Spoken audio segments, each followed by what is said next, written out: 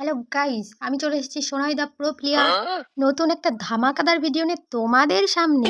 তো ভাই আমাদেরকে করে কাস্টম চ্যালেঞ্জ, কিন্তু বড় ব্যাপার এটা না, বড় ব্যাপারটা হচ্ছে, अबे जल्दी बोल कल सुबह पनवेल निकलना है।